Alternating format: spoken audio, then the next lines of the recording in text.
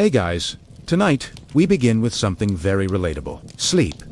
Or more accurately, how medieval people slept, which turns out to be far weirder than most of us could imagine. So before you get comfortable, take a moment to like the video and subscribe. But only if you genuinely enjoy what I do here. And let me know in the comments where you're tuning in from and what time it is for you. It's always fascinating to see who's joining us from around the world. Now, dim the lights. Maybe turn on a fan for that soft background hum. And let's ease into tonight's journey together. Before electricity and sleep hygiene influences, medieval people approached nighttime with a schedule that would baffle the modern melatonin enthusiast. It was called segmented sleep, a natural two-part sleep cycle, split neatly in half, like a stale medieval biscuit. The routine was simple. After sundown, most people turned in early, drifting off into what was known as first sleep. Then, after about 4 hours, they'd wake up deliberately and spend the next hour or two doing what can only be described as medieval midnight multitasking. This wasn't considered insomnia, it was just how sleep worked. The watch period between the two sleeps was seen as practical, useful, and occasionally alarmingly social. People used this time to pray, read religious texts, tend fires, or check their livestock, because nothing ruins your RAM cycle like wondering if your goat is still in the yard. And yes, this was also considered the ideal time for intimacy. Medieval physicians and marriage manuals noted that the body was well rested and calm of mind during this period, which sounds like a polite way of saying too tired to argue. So, if you ever thought you were romantic for waking up early to make your partner coffee, just know your ancestors were setting the bar very differently. The second sleep would follow this interlude,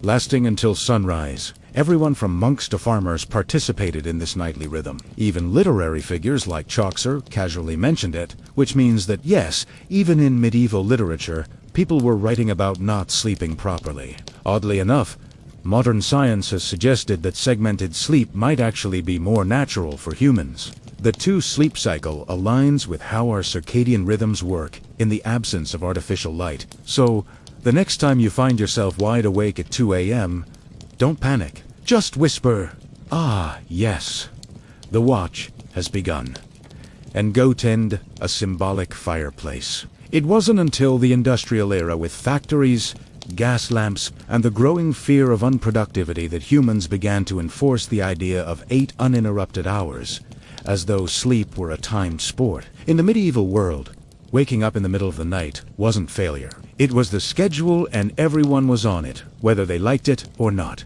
Let's talk about beds, or rather the medieval approximation of them. In today's world, we obsess over thread counts, memory foam, cooling gels, and whether a mattress is cloud-like. In medieval Europe, a bed was often just a pile of stuff that used to be alive, now flattened under the weight of poor sleep and unspoken regrets. The typical peasant bed consisted of a straw mattress known as a pallet. This was literally straw or hay stuffed into a sack of rough fabric if they had the luxury of a sack. If not, it was just straw on the floor, possibly damp, possibly already claimed by a cat. These pallets were not comfortable, but they were better than nothing, which was the alternative. Straw was cheap, plentiful, and good at insulating against the cold. It was also great at harboring insects, lice, and the occasional field mouse, which made sleeping an exercise in cautious stillness. If it itched, you ignored it. If it bit, you just shifted slightly and hoped for the best. If a family had a bit more money, or at least a functional back, they might elevate the straw mattress onto a wooden frame. This didn't change the sleep experience dramatically, but it did reduce the chances of waking up with beetles in your ear slightly. Linens were a rare treat. Most people slept in the clothes they wore all day. Pajamas weren't really a thing, and neither was personal space. Whole families, children, parents, maybe a grandparent, all slept together in the same space, sometimes on the same straw pile. If you got too warm, you could always roll into your cousin's elbow. Nobles, of course, had proper beds, large wooden frames, feather mattresses, embroidered sheets, and canopies to keep out the drafts, and hopefully the lice. These beds were so valuable they were passed down in wills.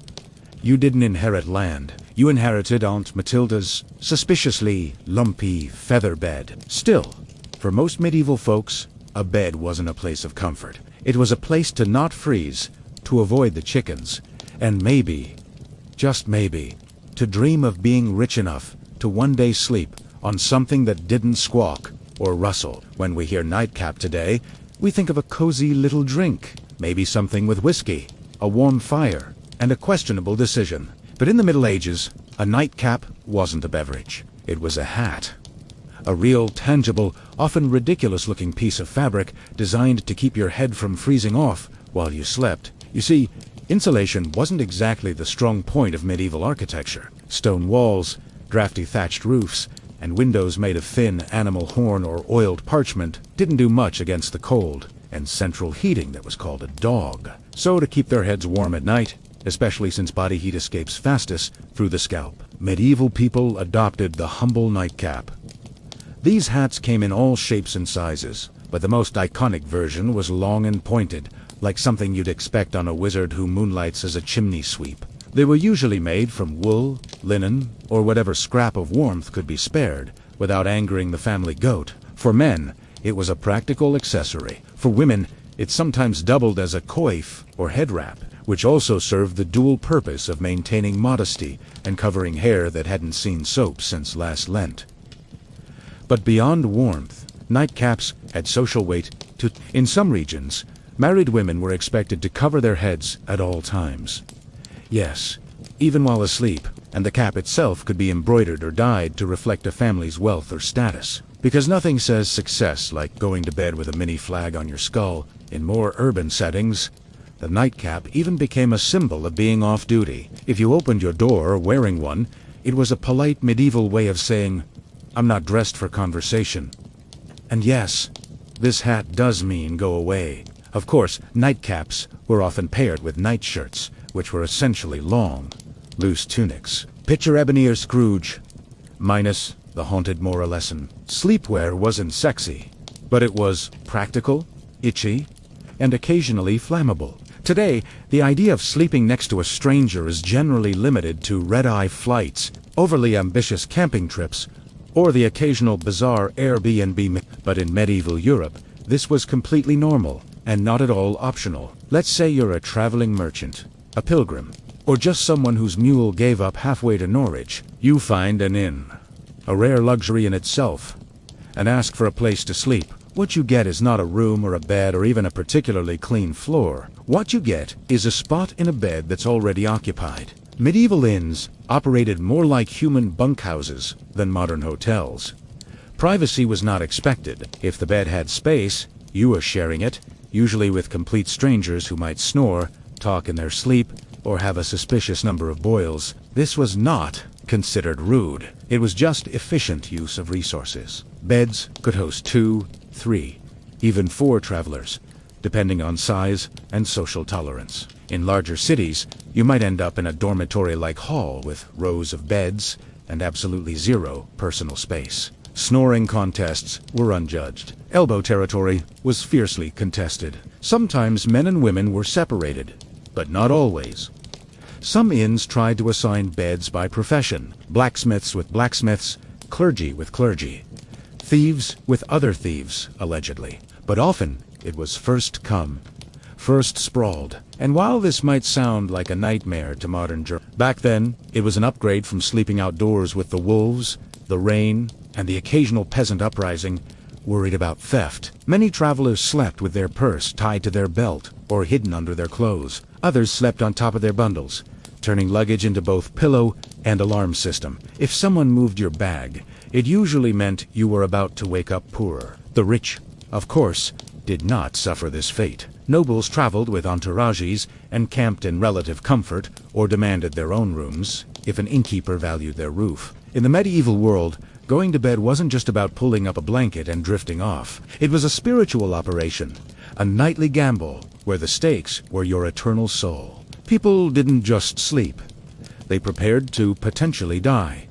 Hence the popularity of bedtime prayers. Forget lavender spray or coming podcasts. Medieval sleepers wound down with confessions, psalms, and soul-cleansing spiritual clauses just in case they died somewhere between good night and dawn. The idea was simple. You could die at any moment from illness, fire, demons, or most dangerously being over 30 in the year 1247. So, you'd better say your prayers, not because it was comforting, but because hell was terrifying, and you didn't want to show up uninvited, unwashed, and spiritually One common version: if I should die before I wake, I pray the Lord my soul to take sweet. Except it's basically a legal document, written by a 7-year-old acknowledging death as a likely bedtime outcome. Many adults had a whole catalog of prayers for different threats.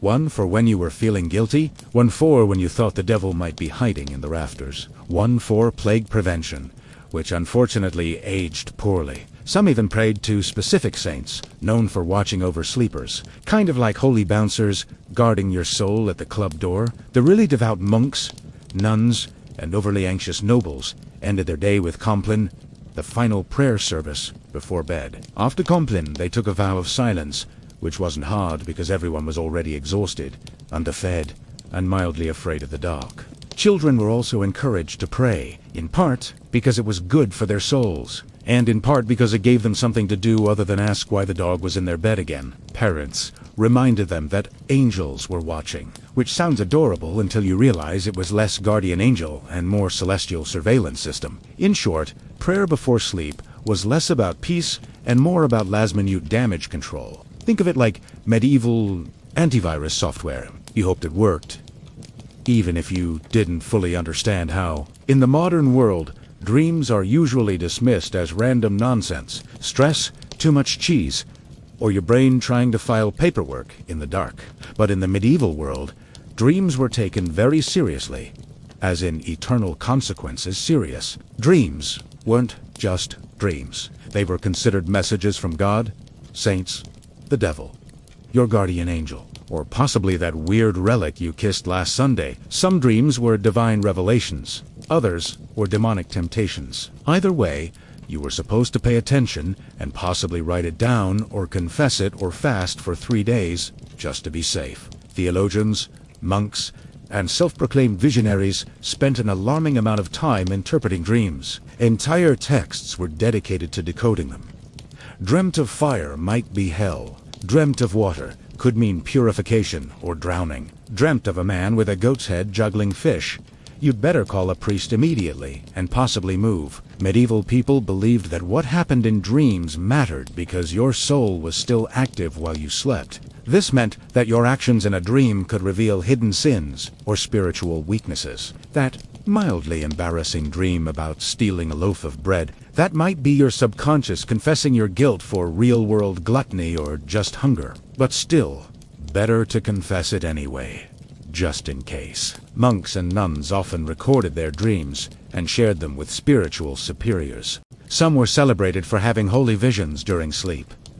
Others were quietly told to eat fewer onions before bed. Of course, dreams weren't just spiritual puzzles. They also made excellent plot devices. Medieval literature is full of dream sequences where knights encounter angels, demons, or metaphorical creatures spouting poetry about virtue. Dreams were basically the Netflix of the medieval world, except with more allegory and fewer happy endings. The church, predictably, was suspicious. Not all dreams were divine, and some were believed to be planted by demons to corrupt the innocent. If you dreamt of something wholesome, it could mean your soul was under attack, or that you just slept too close to the fireplace, fumes again. In modern times, some people let their pets sleep in the bed. It's a cozy, if occasionally smelly, arrangement. In the Middle Ages, however, sharing a bed with an animal wasn't a quirky personal choice. It was a heating strategy. Let's start with the basics. Medieval homes weren't exactly built for comfort. Stone walls, no insulation, drafts so aggressive they probably had names. Central heating that was called the family pig. In peasant homes, it wasn't unusual for humans and livestock to sleep in the same room, sometimes the same bed, and very often the same pile of straw. Chickens wandered freely, dogs curled up at your feet. Pigs snorted softly beside the hearth, and if you were lucky, none of them bit you during the night. This wasn't about affection, though medieval people certainly appreciated their animals. It was about survival. Animals generated body heat, te verivarem dependable, and unlike some relatives, didn't hog the blanket. A large dog could keep your toes from freezing. A cow in the corner might raise the room temperature by a degree or two, which in January felt like a miracle. Medieval homes, especially those of the lower classes, often had just one room for everything. Cooking, eating, sleeping, occasionally dying. Everyone, humans and animals alike, made do with the same space. Children might be nestled between parents and a goat. A chicken might serve as an impromptu alarm clock. Hygiene. Let's not ask too many questions. For wealthier families, this wasn't as common. Nobles didn't usually sleep next to livestock, though they might still have lapdogs in bed. Not for heat, but for fashion and flea redistribution. Some castles even had separate sleeping areas for favorite animals, because nothing says power like a dog with its own room and title. There were drawbacks, of course. Animals can be loud. They can wander, and they are not, historically speaking, known for respecting personal space, but medieval people adapted. A hoof in the face at 3 a.m. Just part of the bedtime routine. If you've ever had to share a room at a youth hostel and thought, this is a bit much, allow us to introduce the medieval monastic dormitory, a place where comfort went to die quietly under a vow of silence. Monasteries didn't believe in personal space or softness or fun, really. The typical dormitory housed dozens of monks all sleeping in a single large room, usually arranged in neat rows like morally upright beds, if you could call them that, were often wooden planks, sometimes with a straw mattress. If the abbot was feeling generous, or it was a feast day, you slept fully clothed, not out of modesty, but because getting dressed in the dark at 2 a.m. for prayers was more painful than just going to bed already prepared. The monastic uniform, including robe, belt, and sandals, doubled as spiritual armor and poor insulation. If you got cold, you layered up. If you got hot, well, no, you didn't. There were no pillows, no privacy curtains, and absolutely no talking. Silence was enforced, not suggested. Under the rule of Saint Benedict, if you rolled over and groaned too loudly, you might find yourself on chamber pot duty for a week. Snoring, however, was a gray area. You couldn't control it, but if it became disruptive, the Lord might still hold you accountable, or at least your cellmates would. Lighting was minimal. One candle, maybe. You didn't need to see. You just needed to lie still and not sin. That was the goal. Despite the austerity, monks believed their Spartan beds were training for the afterlife, preparation for the soul's journey by denying the flesh any excess. Sleep was not a pleasure. It was a necessity, monitored and scheduled, like everything else. Some monks even slept sitting up, just to avoid any hint of luxury or dreams or circulation. Compared to this, peasant, straw piles and snoring pigs almost seem luxurious. At least the pig didn't judge you. Let's talk about something that would horrify most modern sleepers. Waking up voluntarily at 2 a.m. and not for a bathroom break or a doom scroll, but for prayer. Loud, cold, candle-lit prayer. In medieval monasteries, this was standard practice. Monks and nuns followed a rigid daily schedule based on the canonical hours, which included matins, the first service of the day. And by day, we mean the darkest part of the night, when even the owls were still deciding whether to wake up. The bell would toll, often rung by someone who drew the short straw, and the entire dormitory of robed, sleep-deprived souls would shuffle off to the chapel in silence. And yes, still in full clothing, because monks didn't do pajamas. The only layering system they believed in was spiritual. Inside the chapel, by flickering candlelight, and under the echo of stone vaults, they would chant psalms, recite a script, and tried their best not to fall asleep on their feet, which incidentally was a real issue. There are records of monks being punished for dozing mid-prayer, usually with extra chores or more prayers. You fell asleep in matins. Congratulations, you now get to lead the next one. Matins could last an hour or more. Some particularly enthusiastic orders stretched it to 2. Imagine trying to stay spiritually engaged while your stomach reminds you that dinner was a bowl of lentils and a moral lesson, and your body is actively shutting down. After the service, monks would either return to bed for their second sleep or in stricter orders, move straight into study or manual labor, because nothing says holy discipline like threshing wheat on 4 hours of fragmented rest. Why so early? The idea was to sacrifice comfort and dedicate the first and quietest part of the night to God, uninterrupted by the temptations of daylight, warmth, or REM cycles. It was a powerful symbol of devotion, or at least it was once you got over the numb feet, the candle smoke, and Brother Ambrose's off-key chanting. In the modern world, sleeping alone is often framed as a luxury, a sign of independence, peace, or just an ability to control the blanket. In the medieval world, though, sleeping alone was considered suspicious, impractical, or just downright unsafe. Let's start with the basics. Warmth.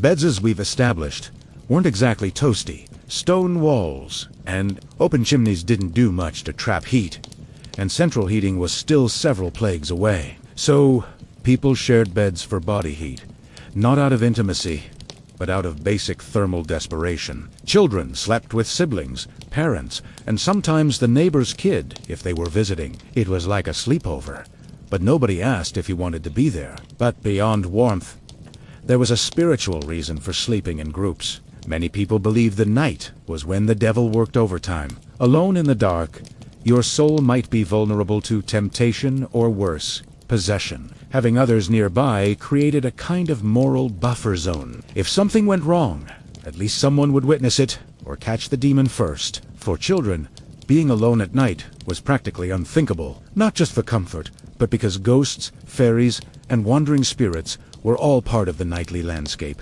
Thales warned against solitary sleep as a gateway to mischief and spiritual peril. And unlike today's bedtime stories, these tales didn't end in hugs. They ended in disappearances. Even married couples often shared their beds with children, servants, or random guests. Privacy was not a concept so much as a modern myth. In fact, the idea of two people sleeping alone in a giant bed was so foreign that it would have been considered either wasteful or deeply suspicious. In religious contexts, even monks often slept communally, and if someone was assigned to sleep alone, it was often for disciplinary reasons. Yes, in some cases being alone in bed was literally a punishment. Medieval logic, solitary sleep grants opportunity for sin. Group sleep, public accountability. Next time you're curled up in your own bed with your own blanket in a room that doesn't smell like goat, enjoy the silence. In medieval times, you'd probably have 2 kids, a sheepdog, and a cousin there with you, all of them snoring. If you've ever accidentally fallen asleep, sitting up in a lecture, a carriage, or a dentist's waiting room, you probably woke up with a crick in your neck and a deep sense of regret. But in the Middle Ages, sleeping upright wasn't an accident. It was a lifestyle. Some medieval folks, particularly the wealthy or religiously devout, chose to sleep propped up rather than lying flat. Why? A few reasons, none of them particularly restful. First, there was a medical belief that lying flat was bad for digestion, the lungs, or the general balance of the bodily humors. In a world where doctors thought a sneeze could rearrange your soul, this logic made perfect sense. Upright sleeping, they believe it helped avoid congestion of the brain, which sounds ominous, but mostly meant don't drown in your own phlegm. Second, there were spiritual concerns. Lying flat was considered close to the posture of the dead. You didn't want to confuse God, or worse, attract attention from the angel of death by sleeping in the same position used at funerals. Superstitious. Absolutely. But when your local priest doubled as the community's health consultant, you picked your battles carefully. As a result, people often slept partially reclined, supported by large bolsters, pillows, or the wooden headboard, equivalent of a medieval lazy boy. Nobles sometimes had their beds rigged with angled supports to maintain a semi-seated posture, perfect for digesting one's evening meat pie or fending off surprise demon attacks. Monks took it a step further. In stricter orders, they might even sleep sitting upright on a bench or leaning against a cold wall with nothing but a hood to muffle the discomfort. It wasn't about health. It was about discipline. If you were too comfortable, you might dream. If you dreamed, you might sin. If you sinned well, welcome to confession at 5 a.m. Needless to say, This wasn't about quality rest. It was about virtue, discomfort, and mildly confusing theology. Forget haunted dreams or goblins under the bed. For medieval people, the real monsters of the night were already in the sheets. Small, persistent, and entirely uninterested in your prayers. We're talking, of course, about fleas, lice, and the medieval bedroom's unofficial mascot, the bedbug. Let's not sugarcoat it. Hygiene wasn't exactly medieval Europe's strong suit. Baths were rare, laundry was expensive, and soap was sometimes made from substances better left unnamed. Add that to straw-filled mattresses, shared bedding, and the occasional live chicken underfoot, and you've got the perfect environment for an all-you-can-eat pest buffet. Fleas and lice were so common they were practically roommates. Pe, ants, dilth, with them daily. Nobles, despite their satin sheets and feather beds, were not exempt. In fact, some richer households had dedicated actual servants tasked with removing lice from their employers' hair and clothing. Imagine that as your job title. Master of the royal scalp. Bedbugs, meanwhile, were the silent assassins of medieval sleep. They hid in wooden bed frames, mattress seams, and even the cracks in stone walls, emerging at night to feast like tiny vampires. If you ever wondered why, medieval people wore nightcaps and slept fully clothed.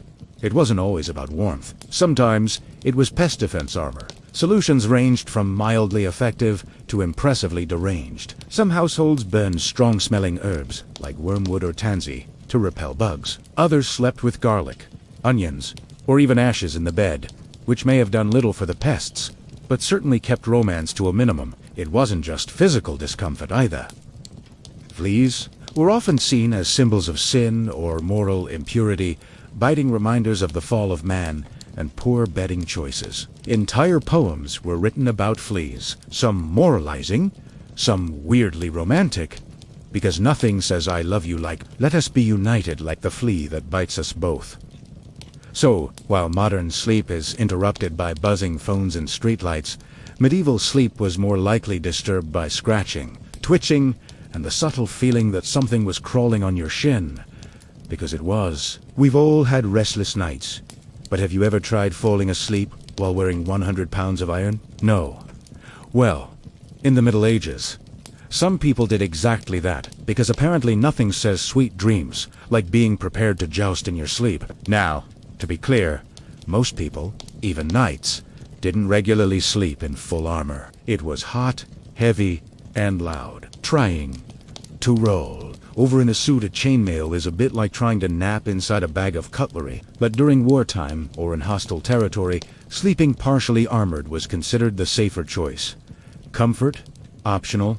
Survival, highly recommended. A knight on campaign might remove only his helmet and gauntlets, keeping his mail shirt or breastplate on, just in case enemies decided to stage a midnight surprise party. There's nothing quite like waking up to the sound of hooves and having to suit up while still half dreaming about turnips. In castles under siege, men-at-arms might even sleep with swords or axes at their side, like some very aggressive bedtime security blankets.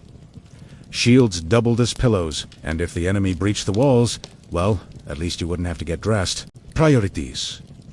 Priorities. Of course, sleeping in armor wasn't exactly restorative. Iron isn't breathable, and chainmail has a bad habit of pinching skin. Add cold stone floors, minimal bedding, and the ambient sounds of snoring comrades and crackling torches. And you've got a sleep environment that ranks somewhere below airport terminal on the comfort scale. Even those knots in battle sometimes wore light protective gear while sleeping in dangerous regions. Traveling merchants or guards on watch duty might nap in gambers, thick jackets that offered a bit of protection and slightly more padding than the moral support of prayer alone. And lest we forget, armor wasn't exactly subtle. If you rolled over the wrong way, you might clank so loudly that everyone else woke up and assumed the apocalypse had arrived again. In a time when nightly demons, lyce infestations, and pigs in your bed weren't considered unusual, you might think that sleepwalking was just one more medieval inconvenience. But oh no, it was much more dramatic than that. In the Middle Ages, if you started wandering around in your sleep, people didn't chalk it up to stress or exhaustion. They assumed you were possessed, bewitched, or had unfinished business with the Holy Roman Empire. Sleepwalking, or noctambulation if you wanted to impress the local monk, was poorly understood and often feared. The idea that someone could rise from their straw pallet, shuffle across the room, and stare blankly at a wall was less harmless parasomnia and more. Devil's rehearsal dinner. Accounts from the time suggest that people were genuinely spooked by sleepwalkers. Picture this: a man in a long nightshirt, candle in hand, eyes glazed, mumbling Latin that he didn't actually speak while stepping over livestock. You'd think ghost or heretic or both, and depending on your local priest, an exorcism might be scheduled before breakfast. Some believed sleepwalking was caused by bad humors, especially too much black bile, which was the medieval catch-all, for anything they couldn't explain. Others thought it happened because the soul was temporarily released during sleep, leaving the body free to bumble around like an unattended mule. To prevent these nightly adventures, people tried everything from herbal remedies to praying over their beds, hanging iron charms, or in more rural areas, just tying the person's leg to a chair. If that sounds extreme, consider that some medieval homes had open hearths, knives everywhere, and chamber pots just waiting to be tragically overturned. In one curious twist, there were rumors of people climbing onto rooftops in their sleep. Whether or not these accounts were exaggerated, the fear of leaping dreamers led to barred windows and occasional theological debates about whether a person could sin while unconscious.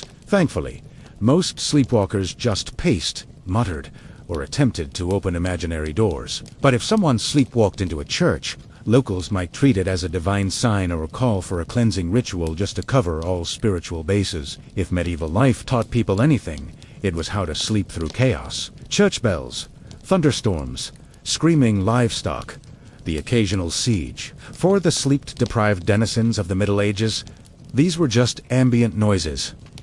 The medieval version of white noise. Let's start with the bells. Church bells marked every sacred moment of the day. Sunrise, prayer times, meals, and of course, the ungodly hour of matins at 2 or 3 a.m. If you lived anywhere near a monastery, your dreams were probably soundtracked by regular tolling. At some point, the brain just accepted it. Bells became the lullaby of an overscheduled soul. And it wasn't just bells. Storms were frequent and terrifying. With no weather apps or triple-glazed windows, you experienced every clap of thunder like the world might end. Roofs leaked, windows rattled, and chimneys howled like banshees. Still, people slept. They had to work. Didn't stop for insomnia. Neither did plowing, praying, or running from Vikings. Speaking of which, invasions and apocalyptic events weren't always a deal-breaker for bedtime either. In the 14th century, people continued to sleep somehow through famine, war, and even the Black Death. When death carts rolled by in the morning, it was considered more of a grim wake-up call than a cause for panic. And if you didn't wake up, well, some believed that was a mercy. There are even records of people sleeping through earthquakes, barn fires, and angry mobs. Sleep deprivation was common, and bodies adjusted. If you worked from sunup to sundown, ate barely enough to survive, and spent your day dodging mud, taxes, and spiritual damnation, you were going to fall asleep hard. And then there were those who used sleep as a kind of escape hatch. Faced with illness, grief, or fear of the world literally ending, which was forecast roughly every century, some people just curled up under a cloak, mumbled a prayer, and took a nap. There's a strange kind of wisdom in that. In the winter of 1692, the village of Salem, Massachusetts, was cloaked in more than just snow. It was cloaked in tension, suspicion, and a quiet kind of fear that seeped into the timber-framed homes and frozen fields. The people of Salem were Puritans, strict, devout, and deeply superstitious. They believed they were building a holy community in the wilderness, a city on a hill watched by God and stalked by Satan. Life was already hard. The village had recently split from Salem town over politics and religion. Crops had failed. Smallpox had ravaged nearby communities. Wars with native tribes had left many traumatized. There was friction between neighbors, inheritance disputes, and a deep resentment toward outsiders, or anyone who didn't quite fit in. Add to this the long, dark, bitter New England winter, and something was bound to break. That break came in the home of Reverend Samuel Parris. The village's minister, his 9-year-old daughter, Betty, an 11-year-old niece, Abigail Williams, began to behave strangely. They screamed uncontrollably. They threw things. They contorted their bodies in unnatural ways. At times they fell silent for hours, eyes wide with terror. Neighbors whispered that they were cursed. The girls claimed they were being pinched and bitten by invisible forces. Reverend Parris, unsure of what to do, called in a local doctor, William Griggs. After failing to find any physical cause, Griggs delivered the diagnosis that would plunge the village into chaos. Witchcraft. Single word set fire to the fears already simmering in Salem. In a place where witches were believed to be real, dangerous servants of the devil. The idea was not far-fetched, and now, if the devil could worm his way into the minister's own household, what did that mean for the rest of the community? The girls, prodded by both adults and peers, began naming names. First, they accused women on the margins, social misfits, and outcasts. But soon the accusations would reach the respectable, the wealthy, even the pious. Salem was a small village, but what was about to happen would echo far beyond its borders. What began as whispers in the dark would soon become cries from the gallows and a legacy of paranoia that still haunts America's history books. Once the idea of witchcraft took root in Salem, it spread like ivy, quiet at first, then strangling everything it touched. The afflicted girls, Betty Parris, Abigail Williams, and soon others. Lycan Putnam Jr. and Mercy Lewis seemed to grow bolder with each passing day. They convulsed in court, screamed during prayers, and claimed they could see dark spirits hovering over certain villages. It wasn't just childhood imagination. It was theatrical, public, and most disturbingly believed. The first to be accused were those with the least protection, women who already lived on the edges of society. Sarah Good, a homeless beggar, was known for muttering to herself when turned away from doorsteps. People claimed her mumbling was a curse. She smoked a pipe. She snapped at children. She fit the mold of a witch, because she didn't fit the mold of a Puritan woman. Sarah Osborne hadn't attended church in over a year, and had scandalized the community by marrying her indentured servant after her first husband died. A woman who defied convention, clearly suspect Tituba, the enslaved woman in Reverend Parris's household, was the most exotic of all. Originating from Barbados, her storytelling, accent, and folklore frightened the villagers. Under pressure, possibly even physical beatings, Tituba confessed to witchcraft, but instead of clearing the air, her confession blew it wide open. She told a story of a tall man in black, a figure associated with the devil, who asked her to sign a book. She said she saw strange animals, yellow birds, red cats, and even spectral dogs. But most damning of all, she claimed there were other witches in Salem. That was all the court needed to hear. Once Tituba opened the door, others rushed through it. New names were added weekly. Neighbors turned on neighbors. Old grudges were disguised as righteous accusations.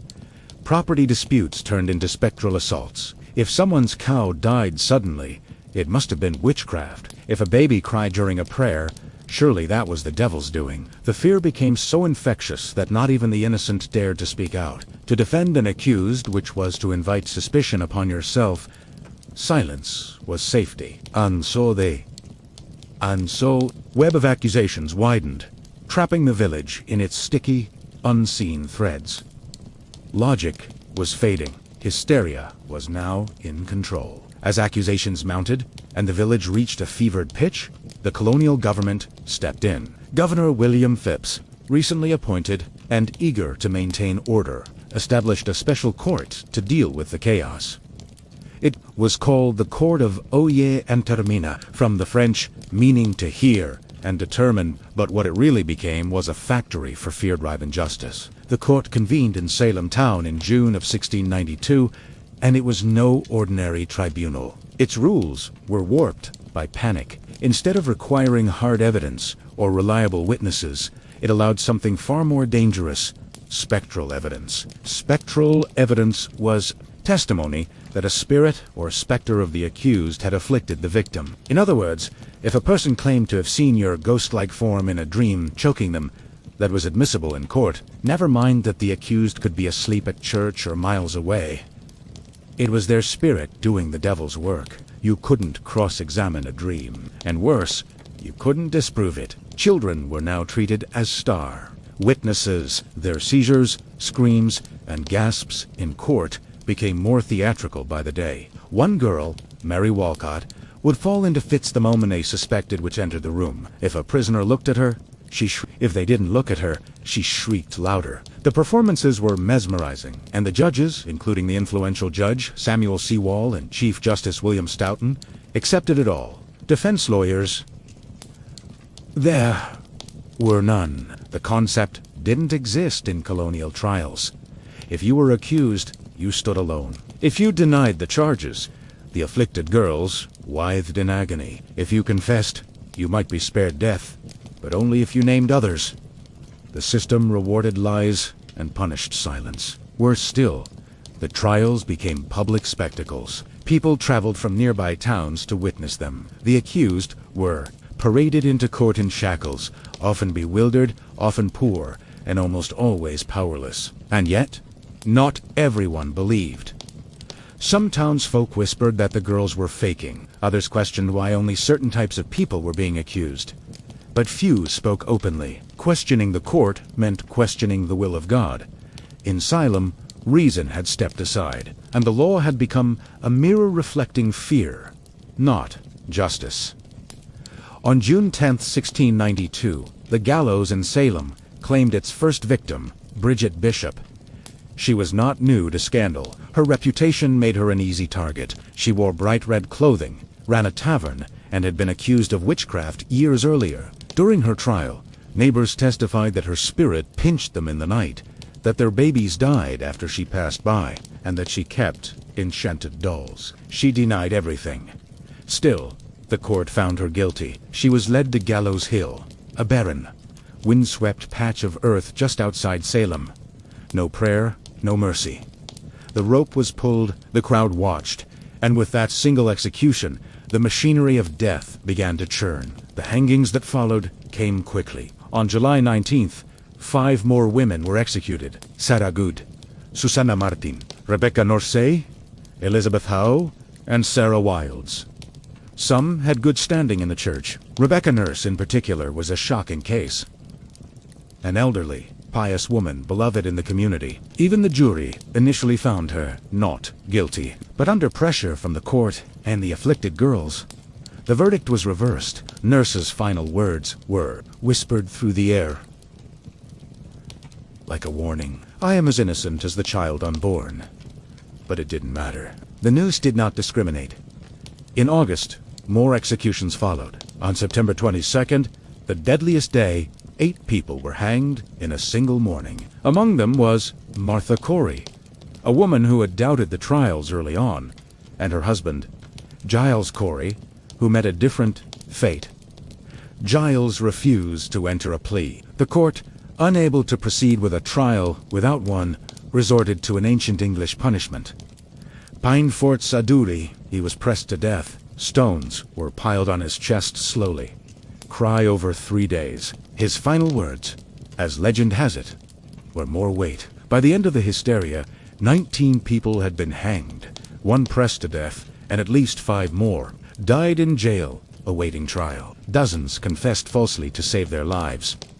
Over 200 people were accused. The gallows cast long shadows over Salem, not just on the hill, but in every heart. Fear had become law, and justice, blindfolded, had been led to the scaffold. While the executions claimed the spotlight, hundreds of others sat in cramped, foul-smelling jails, waiting for a verdict or a miracle.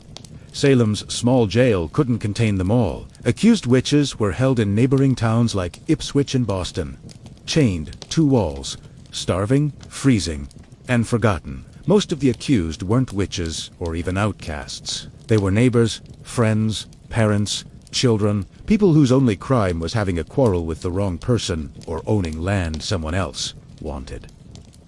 In many cases, personal grudges, disguised as divine justice, drove the accusations. A pig wandered into a neighbor's yard and died.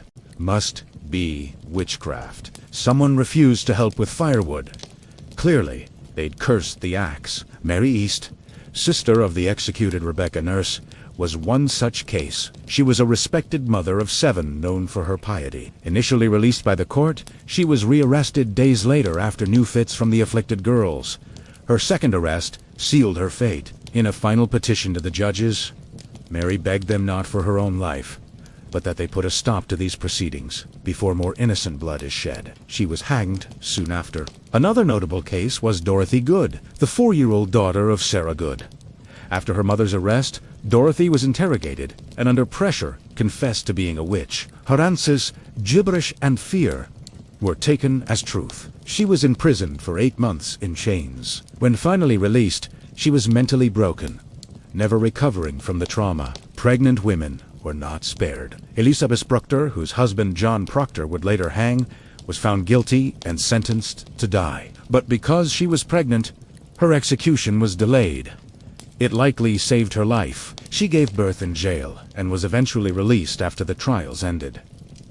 Accusations snowballed. Some accused confessed in desperation to avoid death, then named others to shift suspicion away from themselves. Entire families were pulled into the spiral. Fathers, wives, daughters, no one was beyond reach. Meanwhile, the jails swelled beyond capacity. Food was scarce.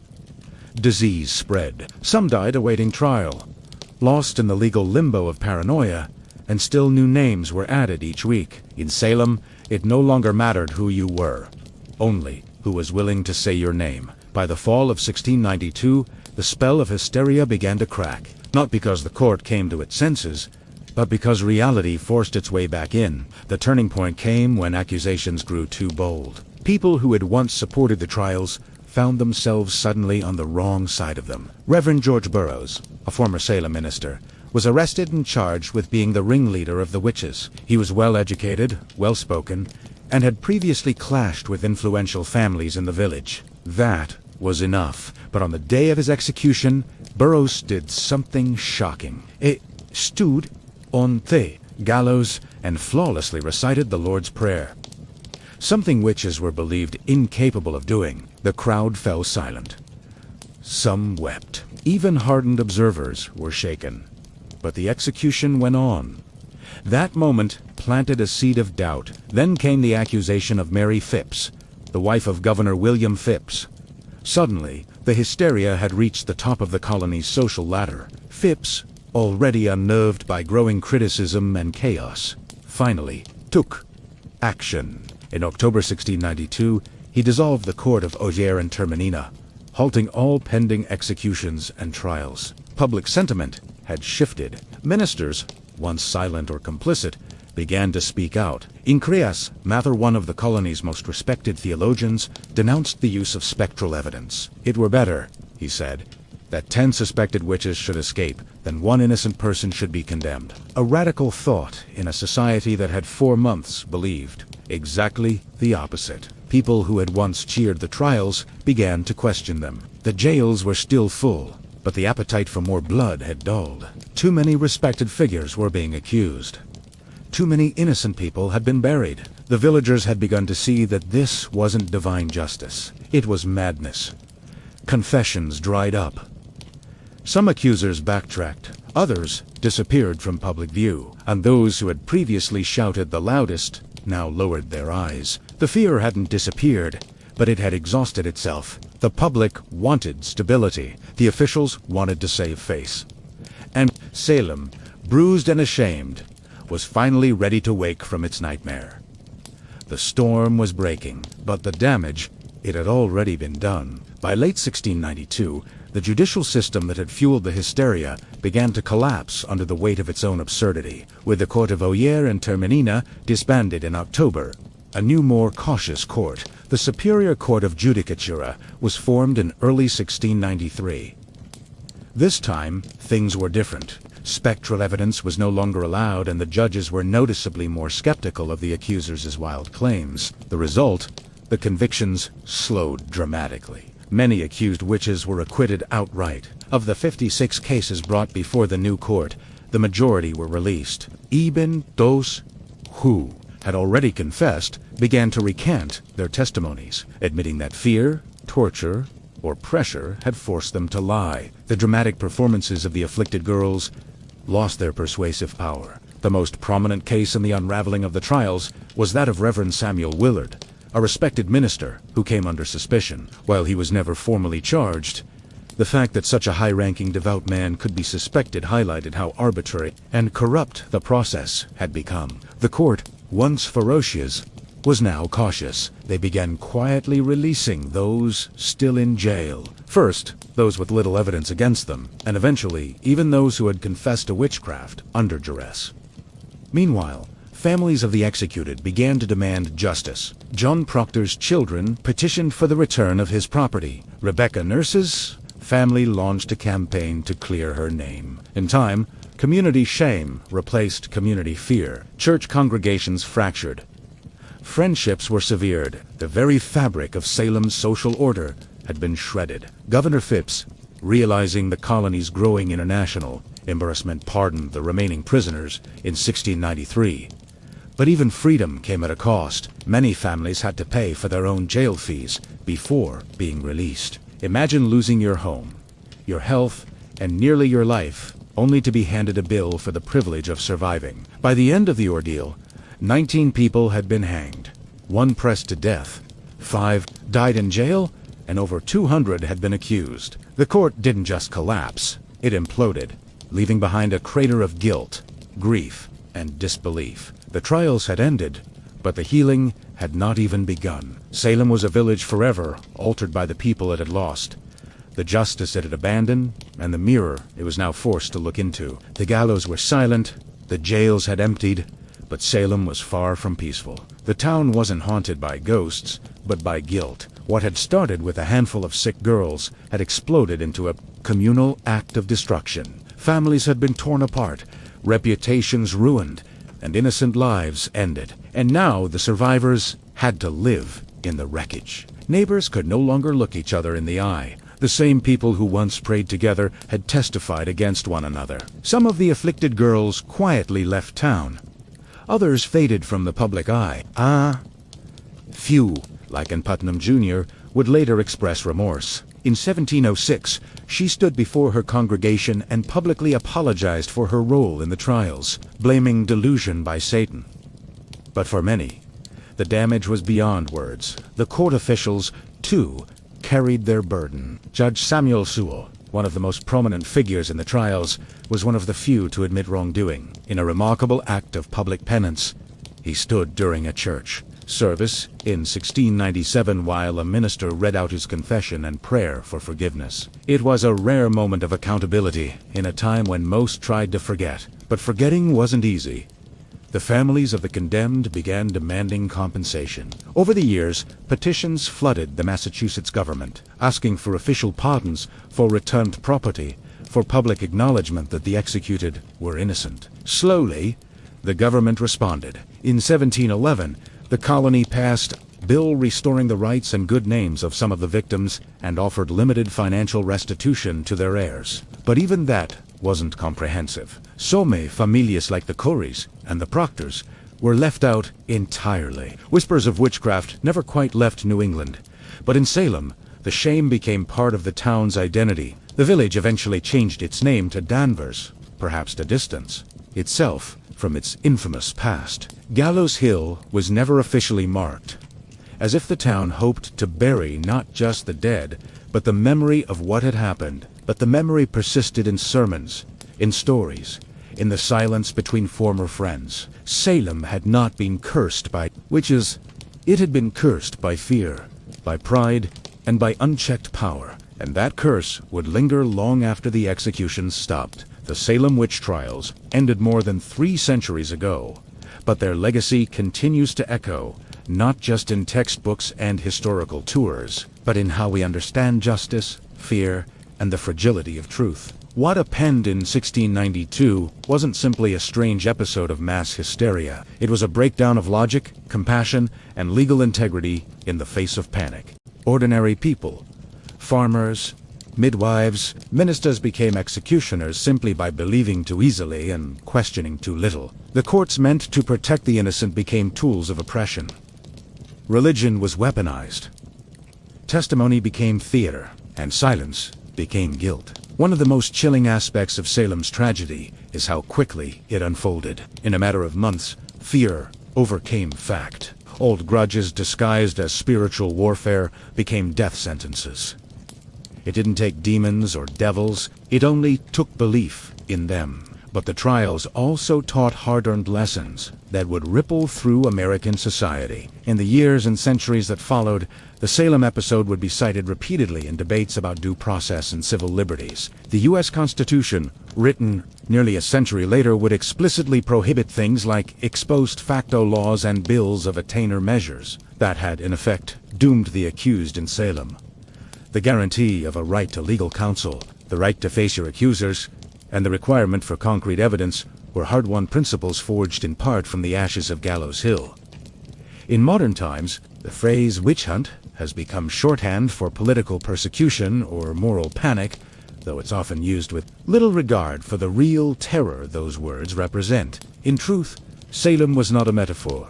It was a town where people were hanged for imaginary crimes, betrayed by the very systems designed to protect them. Perhaps the most lasting lesson is this: fear, unchecked, can become its own form of tyranny. And when fear is legitimized by power, by courts, by churches, by governments, it becomes almost unstoppable. The Salem witch trials are a cautionary tale, not just of one village's descent into madness, but of how easily reason can fall when fear is given authority. The gallows may be gone, the courtroom's quiet, but the warning still stands. Truth is fragile. Justice is not automatic, and history has a habit of repeating itself unless we remember. Fulvia was born around 83 BCE into the elite, yet slightly eccentric Fulvi family, an old plebeian house that had long since clawed its way into the upper echelons of Roman politics. Though not one of the oldest patrician clans, the Fulvi had produced consuls, generals, and orators. Their bloodline carried both ambition and a taste for disruption. Fulvia's father, Marcus Fulvius Bambaliu, was known more for his bumbling speech than his political legacy. His nickname, Bambalio, literally referred to his stammer. But Fulvia, she was no stammer. She was born to command. From a young age, Fulvia would have been surrounded by the sharp-edged world of Roman power. Senators and generals debated policy in her home. Elections and treachery were daily news. She would have seen how politics wasn't just played in the forum, but in marriages, funerals, rumors, and backroom deals. Women in elite Roman households were expected to be quiet partners, refined, educated, and obedient. Fulvia would break all of those expectations. She was wealthy, highly educated, and connected, and she knew it. While her early life remains hazy in the historical record, her later actions suggest a young woman who was observant, politically literate, and utterly unafraid. This wasn't someone who faded into the background. She had a strong personality, a sharp political mind, and a will to act even in the male-dominated space of Roman governance.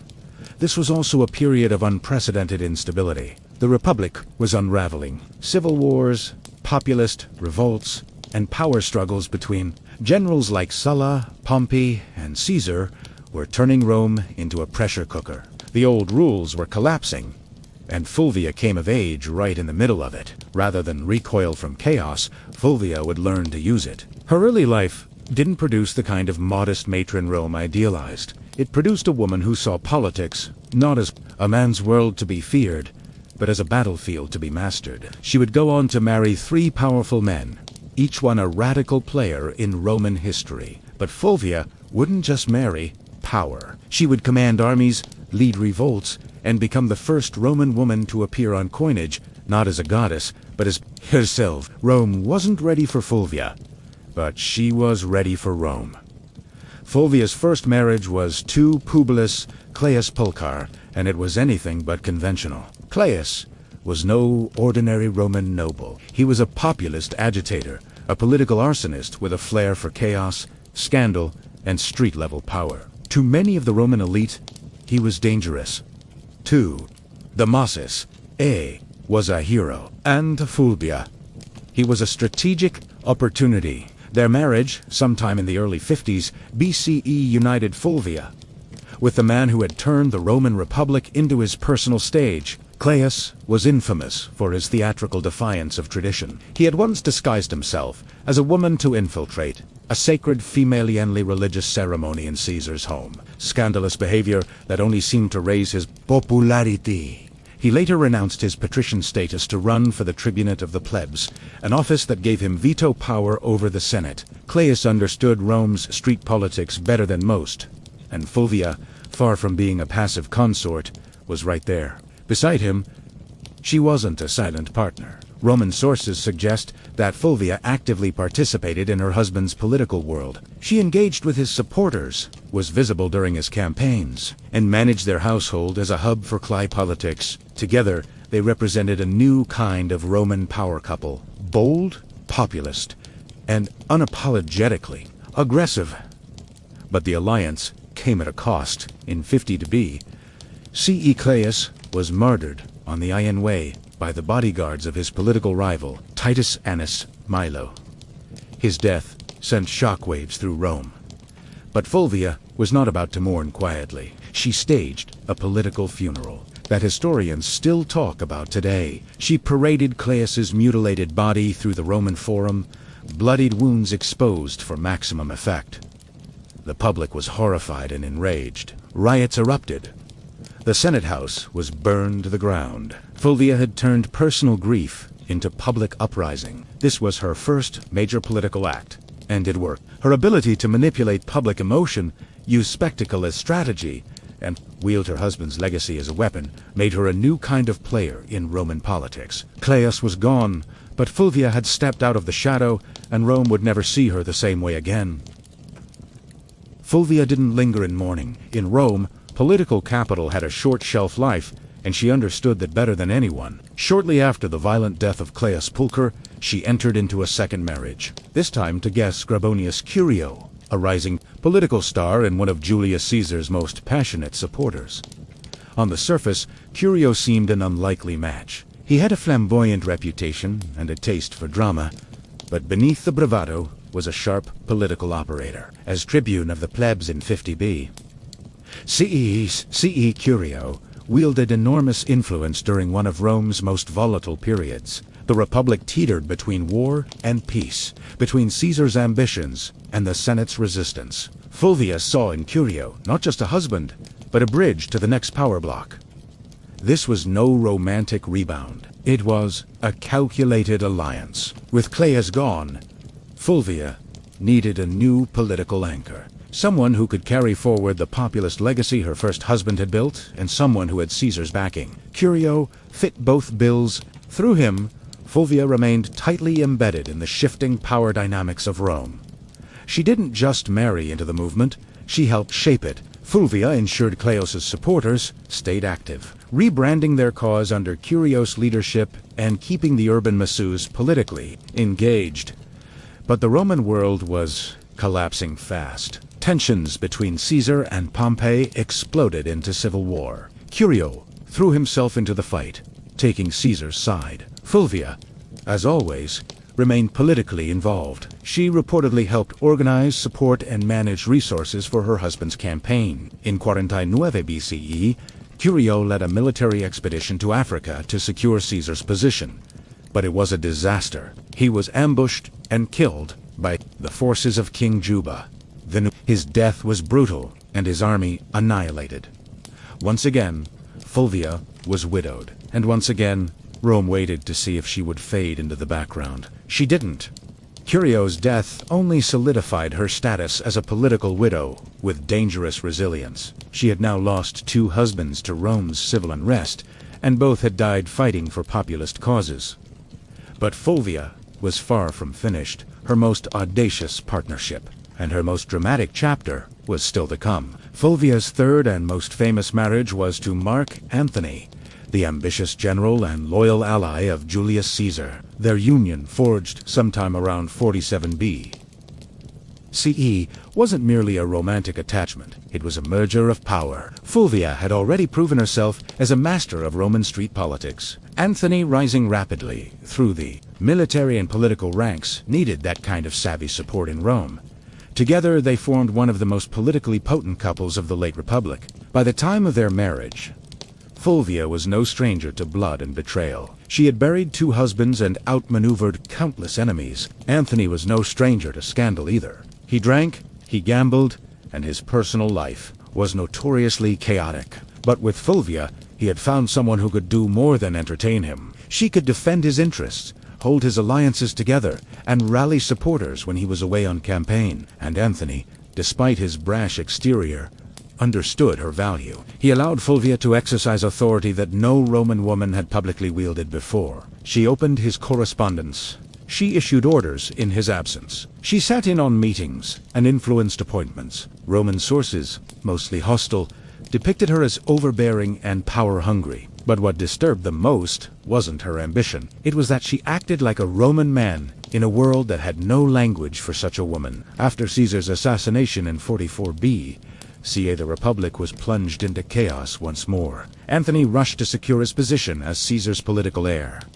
But it was Fulvia who held Rome itself. Valentini formed the Second Triumvirate with Octavian and Fulvia acted as his representative in the capital, managing patronage networks, coordinating with street gangs, and ensuring Antony's supporters remained mobilized. She even helped arrange Antony's official reconciliation with Octavian by marrying her daughter Clia to him, an alliance that would later implode. In public, Fulvia appeared not just as Antony's wife, but as his proxy. Roman coins were minted, bearing both Antony's image and her name. An unprecedented acknowledgement of her status. She wasn't hidden in the shadows of power. She stood in its full glare. But power in Rome was always borrowed, and Fulvia was about to test the limits of how far a woman could go before Rome snapped back. While Mark Antony pursued military campaigns and political deals across the Roman world, it was Fulvia who controlled the streets of Rome. She wasn't just his wife, she was his regent in all but name. In a period where violence, bribery, and raw influence kept order, Fulvia proved she could play the game as well as, if not better than any man in the Senate. Rome, in the aftermath of Caesar's assassination, was a battlefield without swords. Power had become a moving target. Fulvia understood this, and she anchored Antony's authority in the capital by becoming his political substitute. She directed allies, dealt with the urban plebs, negotiated with factions, and most daringly waged war with words and silver. She financed loyal troops, offered bribes to keep public order, and ensured that any legislation passed favored Anane's future. Some ancient sources, especially hostile ones like IN and Dioasius, paint Fulvia as manipulative, shrewish, and even watertight. But beneath the misogynistic exaggeration lies a woman actively doing politics in a world that had no protocol for a woman doing anything beyond weaving and mourning. Fulvia was building coalitions, backing military commanders, and even issuing functions normally reserved for senators and consuls. She also made public appearances and maintained strong relationships with veteran soldiers, a politically vital demographic in the power struggles of the late Republic. While Antony was campaigning in the east, Fulvia was often the face of his authority in Italy, meeting with centurions, influencing decisions about land distribution, and reminding the soldiers that their loyalty to Antony came with rewards. But this accumulation of power came at a cost. Roman aristocrats, particularly the faction aligned with Octavian, Caesar's heir, and Antony's increasingly bitter rival, resented Fulvia's influence. They viewed her as a meddling woman with too much sway over legions, laws, and loyalties. Her ability to act without male guardianship was not just threatening, it was unprecedented. Fulvia wasn't naive. She knew the tension between Antony and Octavian was growing. She could see that their alliance was cracking, and she understood something that neither man seemed to fully grasp yet. The Republic wasn't big enough for both of them. So, Fulvia began preparing for the next phase. Not diplomacy, but confrontation. She had stood behind power long enough. Now, she was ready to take it into her own hands. In 41 BCE, Fulvia did the unthinkable. She went to war against Octavian, the future Augustus. And she didn't do it quietly. With her husband Mark Antony still stationed in the east, Fulvia and Lucius Antonius, Antony's younger brother, and a consul, took it upon themselves to challenge Octavian's authority in Italy. The cause, ostensibly, It was to defend Antony's interests and protect the land rights of Roman veterans loyal to him. But underneath it all, Fulvia's fingerprints were everywhere. This was not just politics. This was a military rebellion led by a Roman woman, the first and only time in Roman history that a woman would actively provoke and organize a civil war. The conflict, known as the Parisian War, was triggered by Octavian's controversial land redistribution program, which displaced many Italians to reward his soldiers. Fulvia seized on the growing discontent, portraying Octavian as a tyrant and traitor to Caesar's legacy. With Lucius acting as her frontman in the Senate and Fulvia organizing behind the scenes, they raised 8 legions and seized the city of Perugia, modern-day Peru. Make no mistake, this was Fulvia's war. Ancient sources suggest she was more invested in the conflict than Lucius himself. She rallied troops, stirred the public, and even corresponded with generals. Rome buzzed with rumors of her commanding legions, issuing orders and forcing Lucius into confrontations he didn't want. Octavian, though surprised, acted quickly. He besieged Peru through the winter of 41–40 CE, cutting off supplies and hammering the city into submission. Fulvia, stuck between dwindling food and political betrayal, watched her bold gamble unravel. By early 40,000 BCE, the city surrendered. Lucius Antonius was spared, likely as a gesture to avoid alienating Antony, but Fulvia was exiled. The woman who had once commanded riots, marriages, armies, and public opinion was now deemed too dangerous for Roman soil. She was sent to Sicyon in Greece, where she hoped to reunite with Antony. But Antony didn't come running. The once powerful alliance between husband and wife had eroded in the fog of war and distance. Fulvia had acted in his name, but perhaps without his blessing. She had dared to do what no Roman woman had before: wage a civil war. And now the Republic had made her pay the price. Banished from Rome, Fulvia landed in Sicyon, a city in Greece that had become a kind of diplomatic purgatory for failed power players. She had gone to war, not for personal gain, but in her husband's name. She believed she was defending Marcinane's interests, his honor, and perhaps their shared vision of Rome. But what awaited her in exile wasn't a hero's welcome. It was silence. Fulvia had risked everything: her status, her alliances, her life. And yet Antony did not immediately rush to meet her. In fact, by the time Fulvia arrived in Greece, Antony was already entangled with Cleopatra in Egypt. Whether their romantic relationship had begun or was merely brewing, the symbolism was crushing. While Fulvia was raising legions, Antony was raising goblets at banquetes beside a queen. The betrayal cut deep, not just personally, but politically. Fulvia had fought a war to protect Antony's power in Italy, and in response, he let her hang out to dry. Some ancient historians, especially Plutarch, suggest that Antony was furious with her for launching the Parisian War without his direct approval. Others argue he welcomed her downfall. It cleared the way for a marriage alliance with Octavian, something Fulvia would have never tolerated. Still, Fulvia wasn't entirely without supporters. Some of Antony's troops, fiercely loyal to her, urged reconciliation.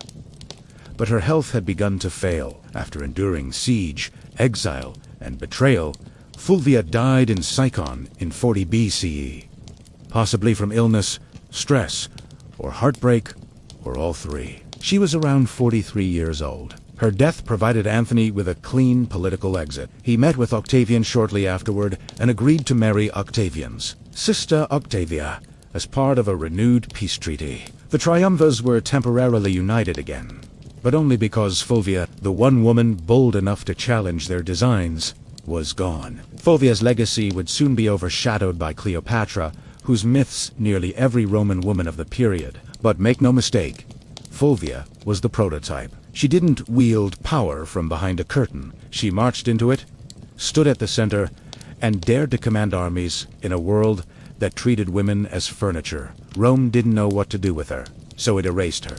But the ashes of her rebellion would linger, and her story was far from ordinary. After Fulvia's death in 40 BCE, the men she had once maneuvered, Antony, Octavian, and even her former allies, began the quiet work of rewriting her legacy. She couldn't defend herself, so the narrative was shaped by her enemies and the uneasy survivors of her ambition. And, like so many powerful women in history, Fulvia became a scapegoat. Ancient sources, mostly penned by men with vested interests, painted her as the reason for the Peruvian War, the rift between Antony and Octavian, and even the general disorder of the Republic. Ion Diohesius and Plutarch depict her as overbearing, jealous, and driven by a lust for power. They blamed her for dragging Lucius Antonius into conflict, for antagonizing Octavian, and even for Antony's eventual estrangement from Rome. But were these accusations fair? Hardly. Fulvia had operated within a political climate where violence and manipulation were expected, at least if you were a man. She was no more ambitious than Caesar, no more aggressive than Pompey, and far less ruthless than Octavian would eventually prove to be. Her only true deviation was that she was a woman acting like a Roman man, and Rome didn't know how to digest that. She wasn't cloistered in the home, weaving quietly or serving as a political ornament. She was writing letters to generals, organizing street mobs, and commanding loyalty from troops, and that made her dangerous, not just to Octavian, but to history itself. Even Mark Antony, the man whose legacy she had fought to preserve, conveniently blamed Fulvia for the civil strife. After reconciling with Octavian and marrying his sister, Antony used Fulvia's death as a diplomatic cleansing. Her memory became the price of his political survival. There were no monuments raised in her honor, no grand funeral, no mourning speeches in the Senate. Just silence, yet her enemies couldn't erase her entirely. Fulvia had done too much. She had raised armies, steered elections, negotiated alliances, and fought a civil war. She was the first Roman woman whose name appeared on coinage, not as a deity or metaphor, but as a political agent. The damage to her reputation was deliberate, but so was her presence in the historical record. Despite every attempt to bury her behind caricature and slander, Fulvia refused to vanish. Her defiance still echoes. You just have to listen past the men. Fulvia's story ends in silence, but her legacy is anything but quiet. In the centuries that followed her death, historians and writers struggled to place her in Rome's grand narrative, because Fulvia broke every rule of what a Roman woman was supposed to be. Didn't just advise power from the shadows, she became power, and that made her both unforgettable and deeply unsettling to a patriarchal world. In a society where women were expected to influence through whisper and marriage, Fulvia shouted through policy, war, and political theater. She was not a consort. She was a commander. And yet, she was remembered more for her defiance than her accomplishments. Roman historians couldn't handle a woman who didn't stay in her place, so they rewrote her as shrill, power, hungry, and disruptive. But read between the lines, a different figure emerges. Fulvia was the first Roman woman to mint coins with her name. She organized political factions, leveraged marriage as a tactical weapon, and manipulated Roman street politics with stunning effectiveness. She moved through the civil wars of the 1st century BCE. Not as a bystander, but as a player, a woman whose influence terrified senators and shaped the fate of triumvirs. Her downfall wasn't due to it was due to timing and gender. Had she been born a man, she might have been remembered as a second Caesar or a more charming Cato.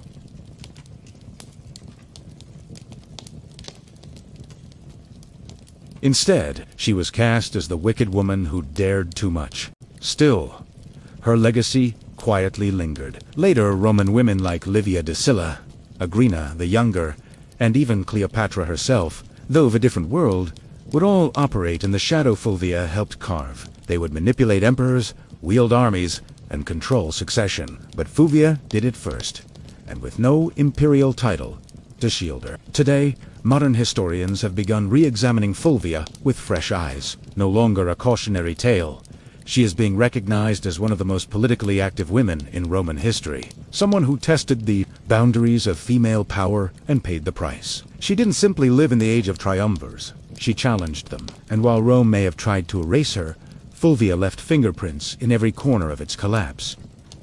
Not a footnote, a force. A woman centuries ahead of her time. By the summer of 1963, the United States was a country teetering between two worlds, one rooted in centuries-old systems of oppression, and another aching to breathe free.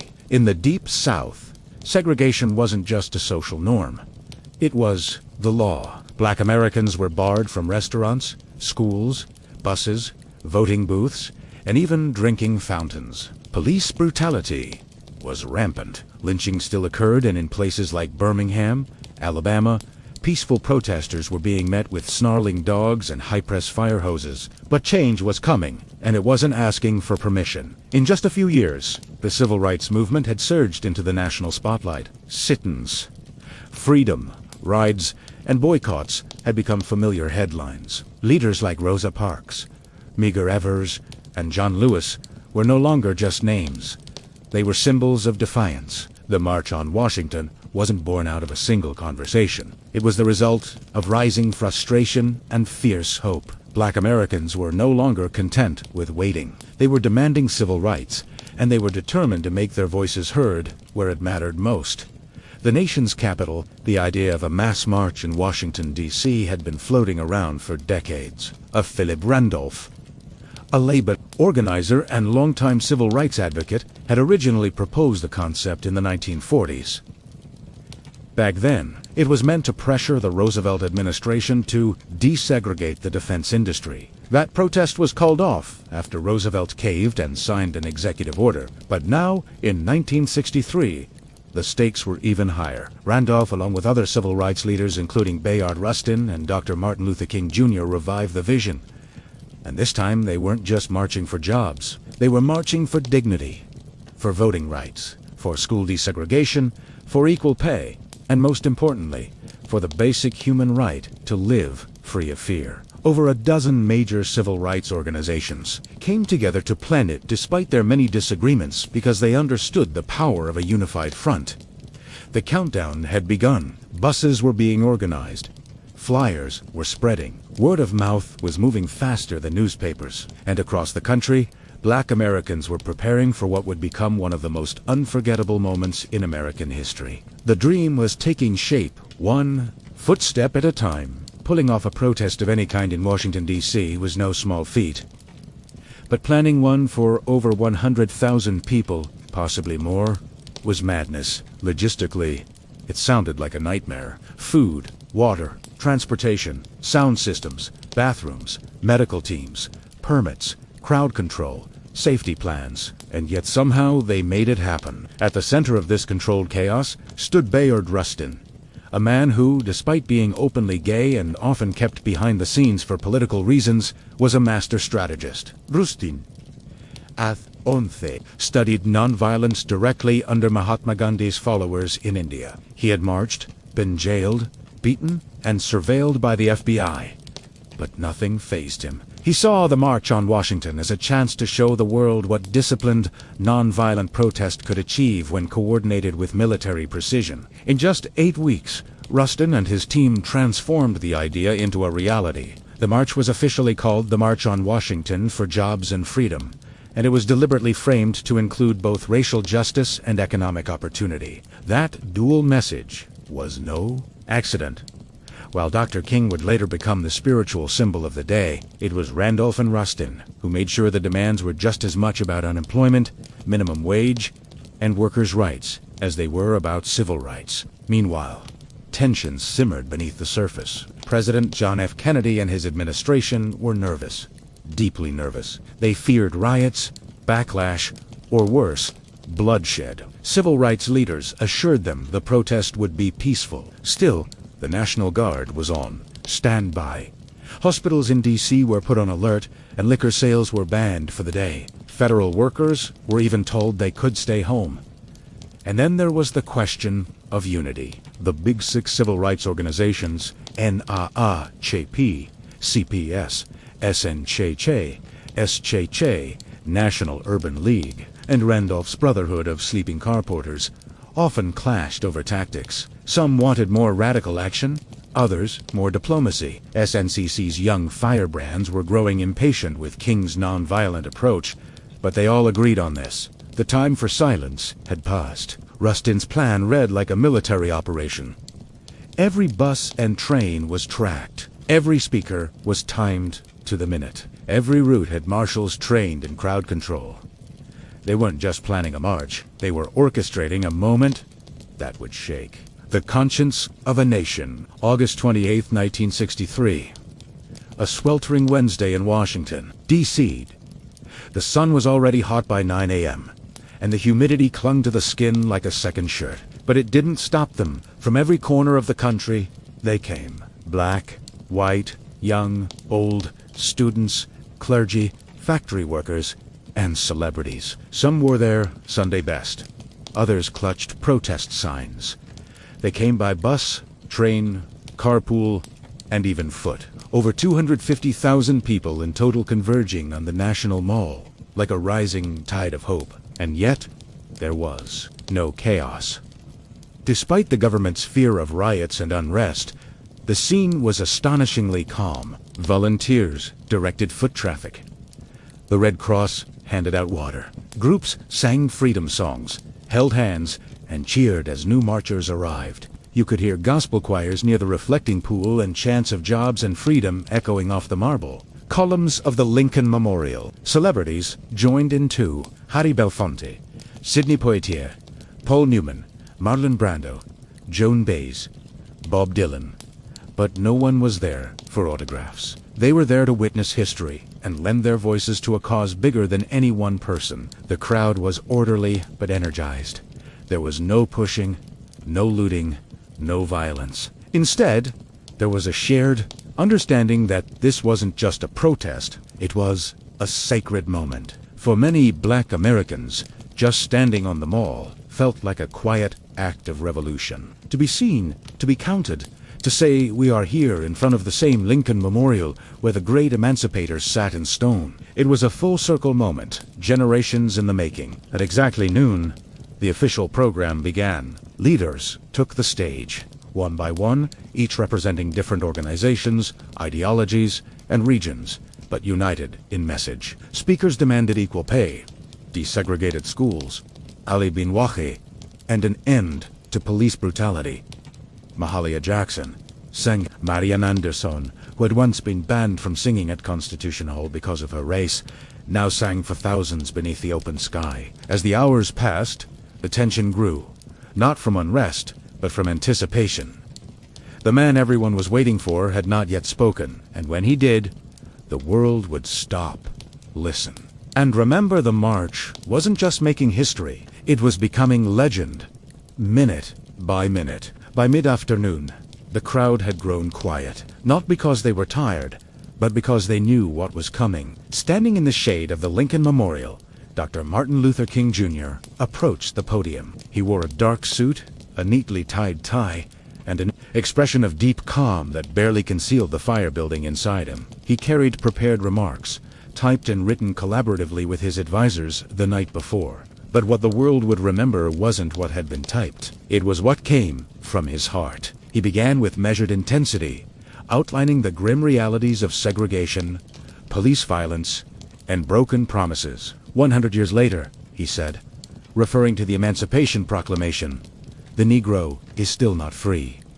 His voice rose and fell like a sermon. He used repetition, rhythm, and silence, not as fillers, but as instruments. The crowd listened in rapt attention, some nodding, some wiping away tears, others holding signs that simply read now. But it was what happened next that changed the tone of the entire event, and arguably the trajectory of the civil rights movement itself. Standing just behind King was gospel legend Mahalia Jackson, who had sung earlier that day. She suddenly cried out, "Tell them about the dream, Martin, tell them about the dream." And King did. He set aside his notes, gripped the podium, and launched into a passage he'd delivered before. But never like this.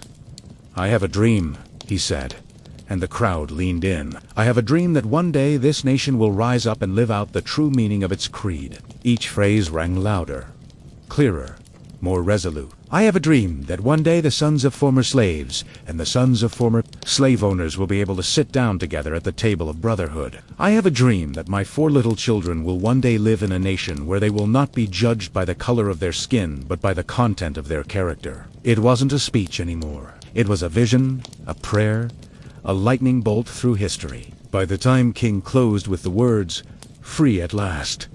Free at last. Thank God Almighty, we are free at last. The crowd erupted. Applause, tears, shouts of joy. They knew they had just witnessed something more than oratory. They had heard prophecy. The power of the March on Washington wasn't just in the speeches or the music. It was in the people. The sheer scale of humanity gathered that day was overwhelming. They came from Mississippi, Michigan, Alabama, New York, California, and everywhere in between. Some were seasoned activists who had marched a dozen times before. Others had never left their hometowns. Until now, they packed lunches, rode buses for over 20 hours, and slept in their church clothes just to be there. Many were ordinary people, maids, teachers, steel workers, postal clerks who saw themselves not as political figures, but as witnesses. They didn't just want change. They were the change. There were also children in the crowd.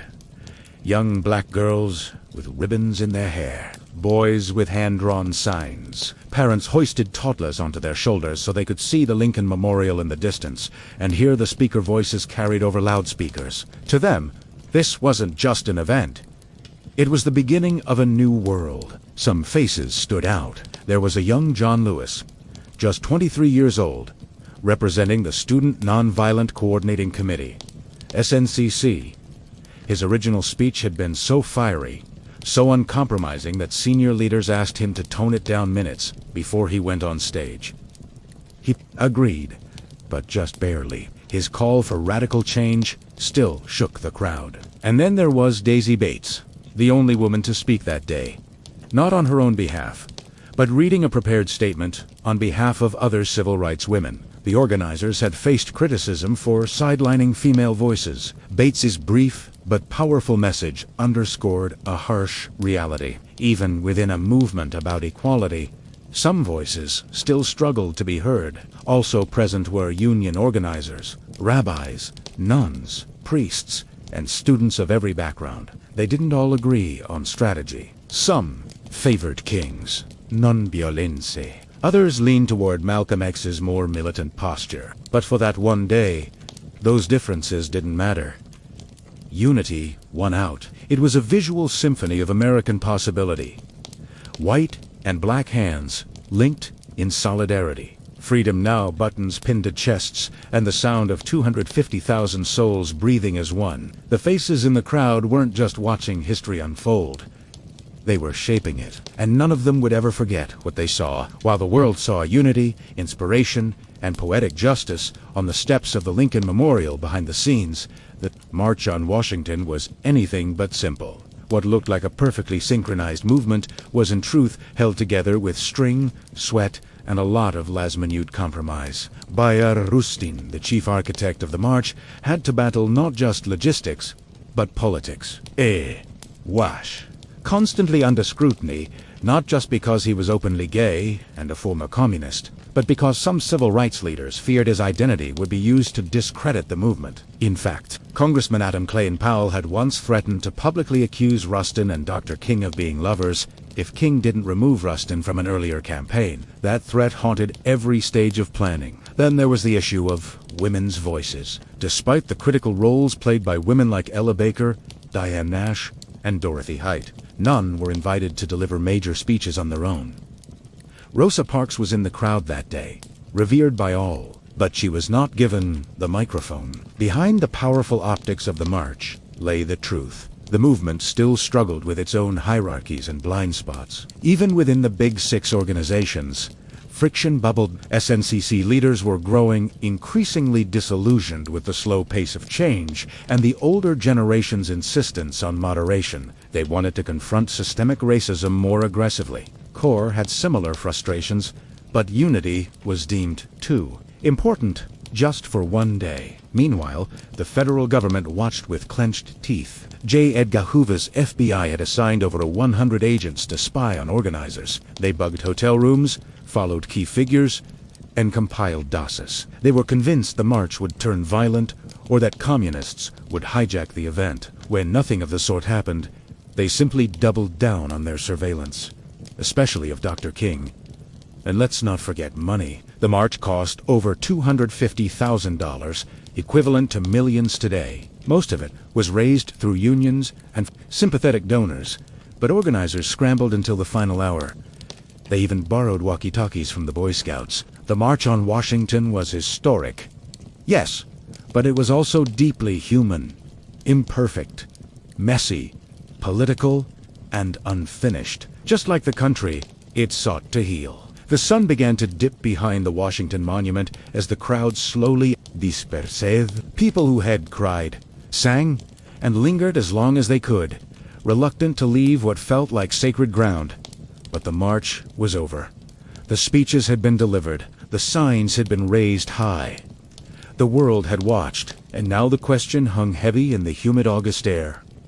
What happens next? In the immediate days that followed, the media reaction was cautiously positive. Major newspapers acknowledged the historic nature of the event, though often with a tone of detached curiosity. Some called it orderly and dignified, which was code for no one rioted. Few outlets gave much space to the specific demands of the march, like the call for a federal jobs program or a $2 minimum wage equivalent to around $20 today. But everyone covered Dr. King's speech. That, at least, could not be ignored. President John F. Kennedy, who had initially opposed the idea of the march, watched it unfold on television with growing admiration and perhaps surprise. He called the event impressive and met with civil rights leaders at the White House immediately afterward. But legislative movement remained slow. His proposed Civil Rights Act was still stalled in Congress, caught in the claws of Southern opposition. Some activists were disappointed. They had hoped the march would result in immediate action. Instead, it was back to the grind, organizing, marching, resisting, and mourning those who paid the price for justice. Just weeks later, that reality hit hard. On September 15th, 1963, 4 black girls were killed in the 16th Street Baptist Church bombing in Birmingham. The dream had been voiced. Yes, but the nightmare wasn't over. Still, something had changed. The March on Washington marked a new phase in the civil rights movement. It proved that mass protest could be disciplined, powerful, and impossible to ignore.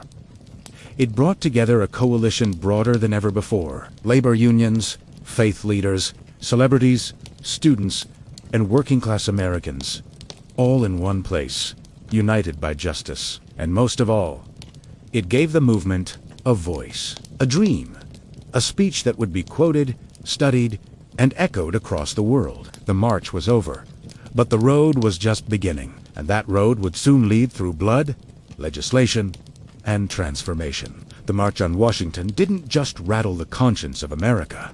It reshaped its moral landscape. What had begun as an audacious act of protest became a cornerstone of the civil rights movement's legacy, permanently altering how Americans understood justice, democracy, and the power of collective action. In legislative terms, the march didn't yield immediate victories, but it created momentum. Less than a year later, in July 1964, President Lyndon B. Johnson signed the Civil Rights Act into law. It outlawed segregation in public places and banned employment discrimination based on race, color, religion, sex, or national origin. And in 1965, the Voting Rights Act followed, striking at the very heart of Jim Crow laws. Would these bills have passed without the march? Possibly. But would they have had the same moral force? The same undeniable public pressure? Probably not. For Martin Luther King Jr., the speech that day propelled him into a new realm. He went from respected leader to global icon. But fame came with cost. Surveillance, threats, and ultimately assassination in 1968. The dream he spoke of on those steps would become more poignant, more tragic, and more revered with each passing year. For the broader movement, the march showed what unity could achieve. It gave organizers a blueprint for larger-scale mobilization, and it inspired a generation of activists both in the U.S. and abroad. Anti-apartheid organizers in South Africa, student protesters in Europe, and future human rights leaders across the globe would cite the March on Washington as a model. But the legacy isn't just historical. The language of the march, the idea of jobs and freedom, the image of peaceful resistance, the echoes of I Have a Dream still pulses through modern protest. From the Million Man March to Black Lives Matter rallies, Echoes of 1963 reverberate with every chant and every cardboard sign in Washington, D.C. King's Memorial now stands just across the tidal basin from the Lincoln Memorial. Visitors walk past his towering likeness carved in stone with words from that August day etched into the granite. But the real memorial isn't in stone. It's in classrooms, voting booths, marshes, and voices, refusing to stay silent because the dream wasn't meant to rest in history books. It was meant to be lived. And the legacy of that summer afternoon still dares us to do just that. More than 60 years have passed since that summer afternoon when over 250,000 people stood beneath the shadow of the Lincoln Memorial. The March on Washington has been immortalized in textbooks, documentaries, and museum exhibits. Dr. King's speech is taught in schools. His voice, steady and strong, echoes in national memory like a sacred refrain. But for many, the question remains, has the dream been realized, or has it merely been delayed? In some ways, progress is undeniable. The legal framework of segregation was dismantled. Voting rights, though, now under fresh assault in many states, were won through blood, marshes, and court battles. The presence of black lawmakers, judges, mayors, and even a two-term U.S. president was unthinkable in 1963. Interracial marriage, once illegal in much of the country, is now protected by federal law. These are not small things.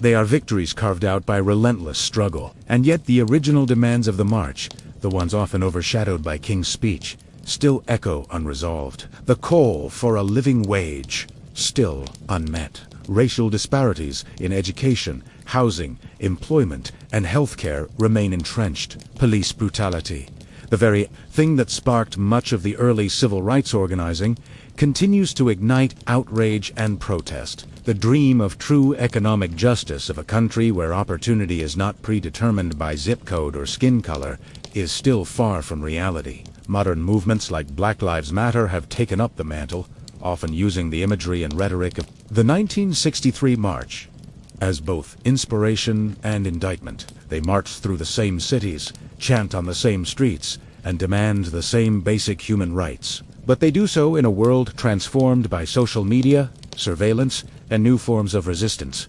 The March on Washington was never meant to be the conclusion. It was a flashpoint, a stake in the ground that said, "This is who we are, and this is what we demand." It was a declaration, not a resolution. So the dream remains battered, challenged, reinterpreted, but still alive. Whether it is deferred, distorted, or one day fulfilled depends not on the past, but on us, on the choices we make, the injustices we confront, and the courage we summon to march again and again until the dream becomes a shared lived reality.